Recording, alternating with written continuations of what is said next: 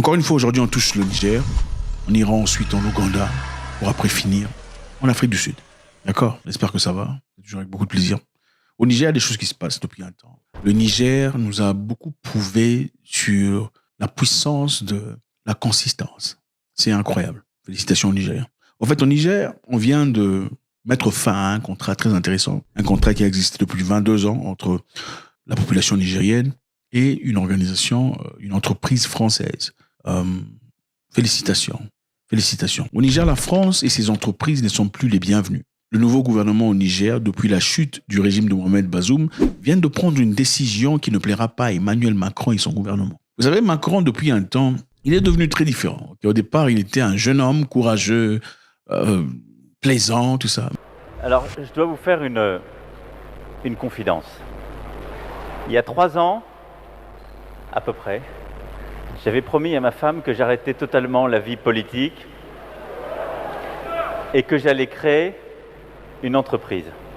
J'ai mis du temps, j'ai réfléchi, j'ai consulté, j'ai associé beaucoup de gens et j'ai décidé qu'on allait créer un mouvement politique. Mais avec beaucoup d'attention, on remarque un certain degré d'orgueil, okay, de condescendance à l'égard de ceux qu'il estime moins que lui, sans vraiment le dire, mais on le voit, c'est clair.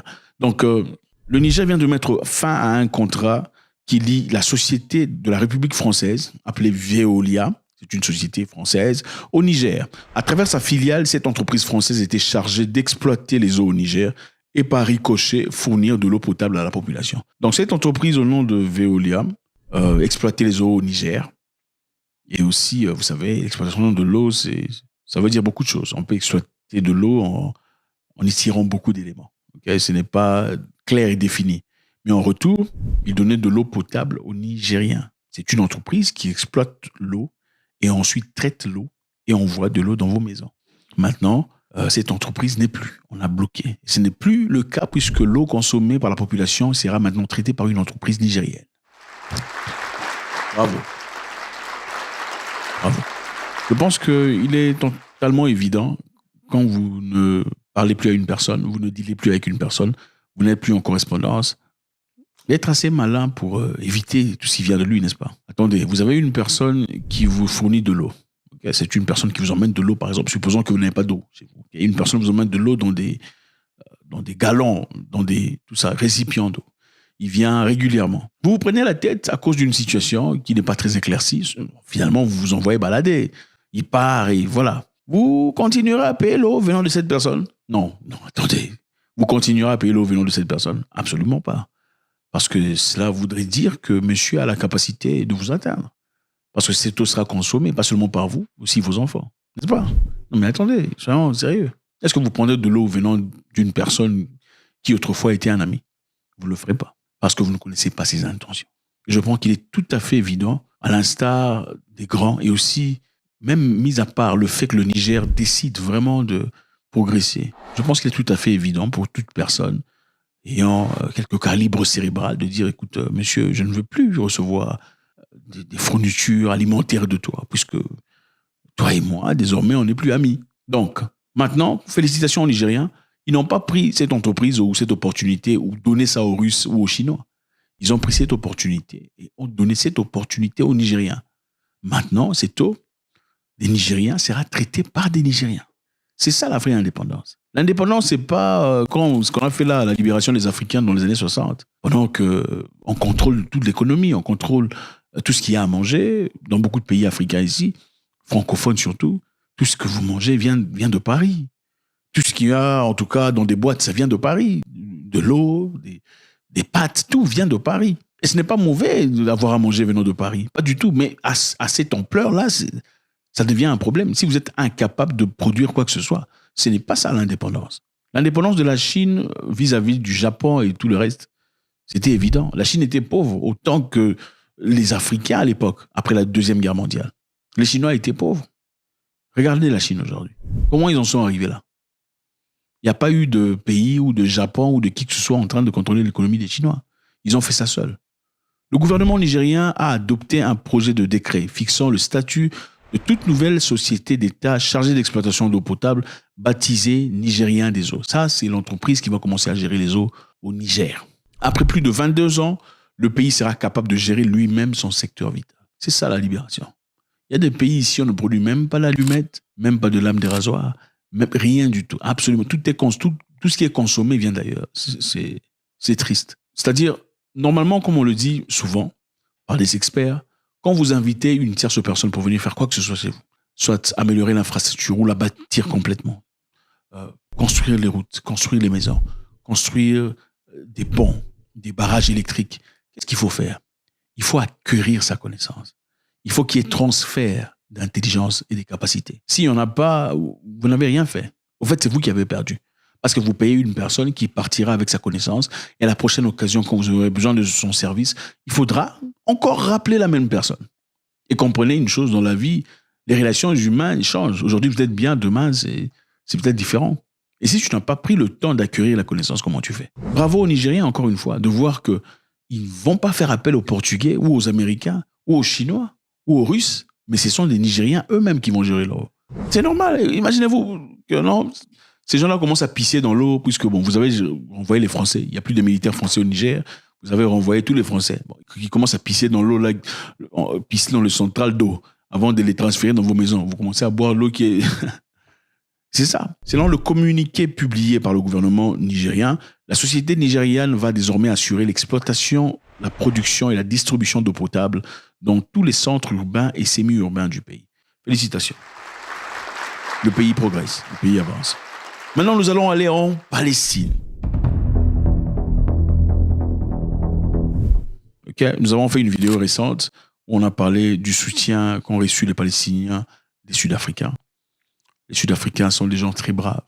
Hein. Contrairement à beaucoup d'Africains, il faut le dire. Je sais que quand on dit ça, ça dérange. Mais c'est une façon de motiver les gens pour que les gens se réveillent de ce sommeil longtemps assis dans nos communautés. Les Sud-Africains se sont levés. Ils sont partis accuser Israël à la Cour internationale de justice. Ils ont été soutenus par quelques pays, les Maldives, je ne sais pas, il y avait la Malaisie, il y avait la Turquie, il y avait Malawi, c'était le seul pays africain. C'est bizarre. Voilà pourquoi on vous dit vos frères ne sont pas nécessairement africains. Ça dérange. Vos frères ne sont pas nécessairement... Dans votre combat, vos frères sont ceux qui sont à vos côtés. C'est ça, vos frères. Beaucoup d'Africains ne veulent pas se brancher dans cette histoire parce qu'ils ont peur des répercussions. Mais vos vrais frères sont derrière vous. C'est ça des vrais frères. OK? C'est ça des vrais frères. Ils sont partis, je pense que c'est le 11 et le 12 janvier qu'il y aura ce procès, en tout cas le début de cette histoire, entre l'Afrique du Sud contre Israël, devant la Cour de justice internationale. Maintenant, on repense, qu'est-ce qu'ont fait les Palestiniens? Les Palestiniens sont en train de chanter l'hymne national sud-africain. Voilà, regardez un peu. Un pays, quand vous voyez la Palestine, vous pensez à quoi? Vous pensez à un pays arabe, n'est-ce pas? Vous pensez à un pays musulman. Où sont les musulmans? Non, où sont les pays musulmans pour soutenir leurs frères? Où sont-ils? Où sont les pays musulmans? Les Arabes, ils se ressemblent, non? N'est-ce pas? Comme les Noirs se ressemblent, maintenant tout le monde se ressemble, n'est-ce pas? Ok, pourquoi ils sont où pour soutenir leurs frères? Ils ne sont nulle part. Voilà pourquoi je vous dis encore une fois, la fraternité, ce n'est pas le passeport, ce n'est pas mon voisin, c'est absolument pas rien à voir avec tout ça. La fraternité, ce nous sommes du même, absolument pas. La fraternité, c'est dans quelle direction nous partons? Comment on fait pour trouver des solutions? Comment on fait pour te soutenir? C'est ça la fraternité. Comment on se cotise? Comment on met de l'argent ensemble pour te sortir du pétrin? C'est ça la fraternité. On est en train de se battre contre toi. Nous, on sera là. Ils ne te toucheront pas tant que nous serons là. C'est ça la fraternité. Écoutons la chanson. L'hymne national.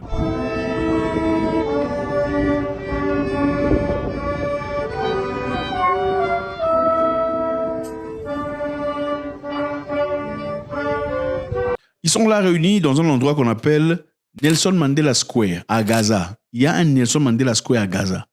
Vous imaginez?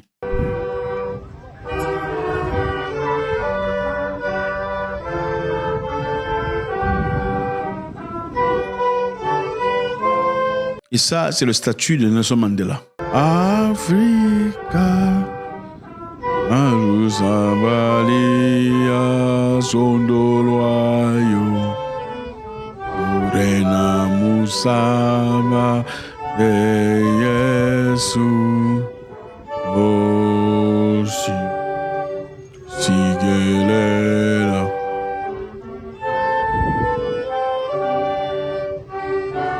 C'est ça, on ne jouera pas tout, mais c'est ça. Donc, les Palestiniens en train de chanter l'hymne national sud-africain en remerciement. Merci Afrique du Sud. Les autres Noirs sont là en train de regarder. Ils ne soutiennent même pas l'Afrique du Sud. C'est bien triste. Je vous rappelle ici que Nelson Mandela était grand ami à Yasser Arafat, le chef des Palestiniens à l'époque.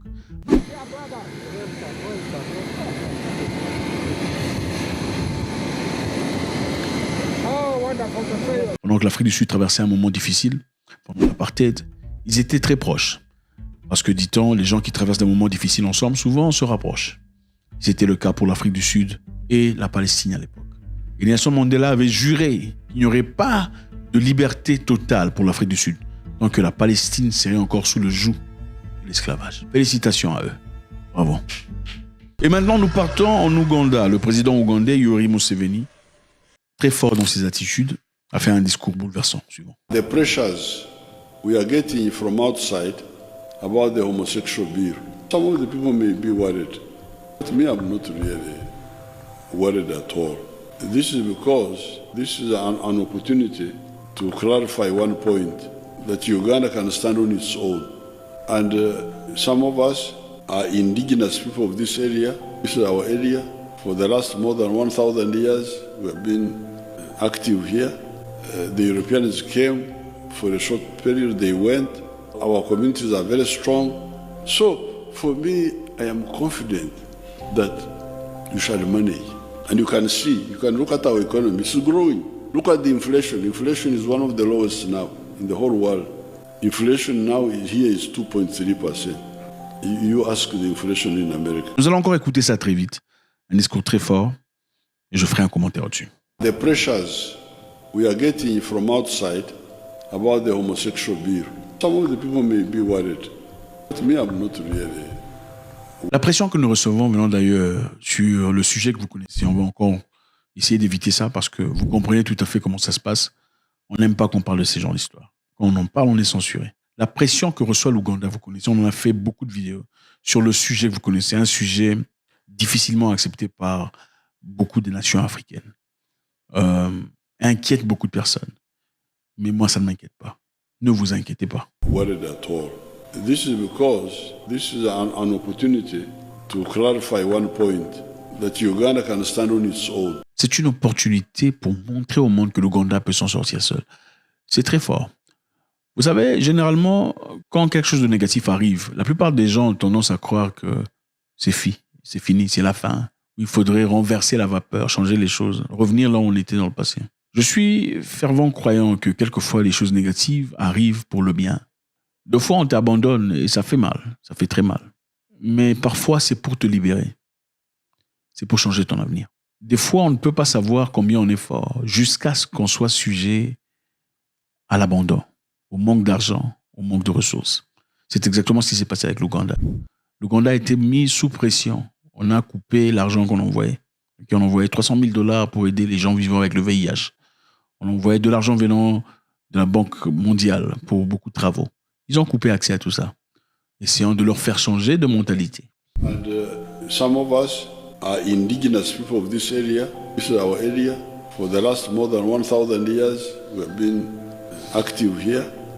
The Europeans came for a short period, they went. Our communities are very strong. So, for me, nous sommes ici depuis très longtemps. Nous sommes originaires d'ici. Okay, nous vivons ici depuis plus de 1000 ans. Les Européens sont venus pendant un temps, ils sont repartis. Nous sommes très forts en tant que communauté. Donc, ce que vous faites là, c'est passager. La pression ne va pas nous plier. Nous n'avons pas peur. I am confident that you shall manage. And you can see, you can look at our economy, it's growing. Look at the inflation. Inflation is one of the lowest now in the whole world. Inflation now here is 2.3%. You ask the inflation in America. Nous n'avons pas peur. Okay? On a essayé de faire ce qu'on a fait, espérons nous asphyxier sur le plan économique. Mais regarde notre pays.